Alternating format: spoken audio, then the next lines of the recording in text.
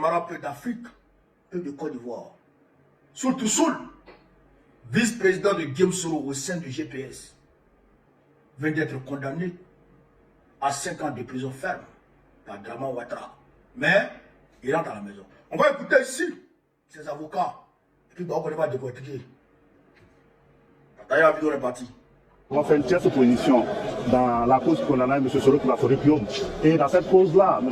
Souleymane Kamaraté avait été déclaré comme auteur de détournement de données publiques et Soro Guillaume, receleur de ces données publiques détournées par M. Kone Kamaraté Souleymane.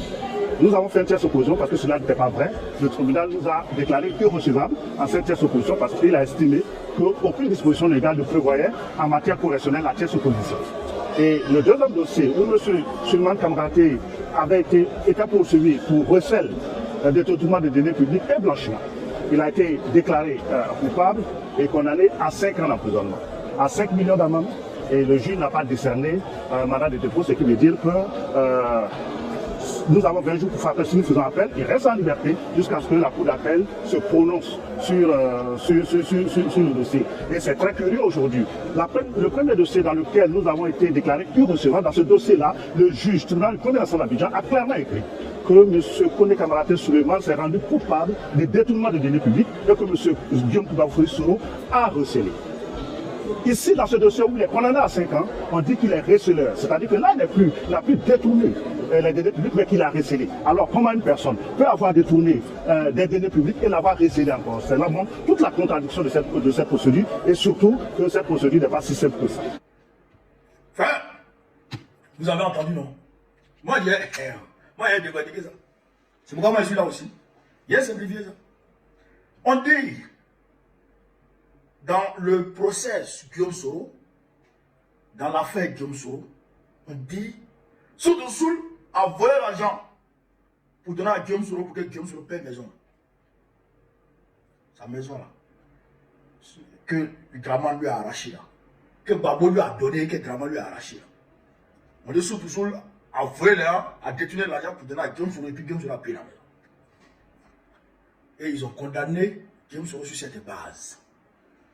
Cette fois-ci, on dit non, c'est pas Soutou Soul qui a volé l'argent. C'est Guillaume Soro qui a volé l'argent et qui a donné à Soutou Soul pour aller payer la maison. Vous comprenez un peu les choses? En réalité, ce qui est recherché ici, là, on ne recherche pas le droit. On ne veut pas dire le droit. Ce qui est recherché en réalité, c'est de rendre inéligible pour octobre prochain Soutou Soul.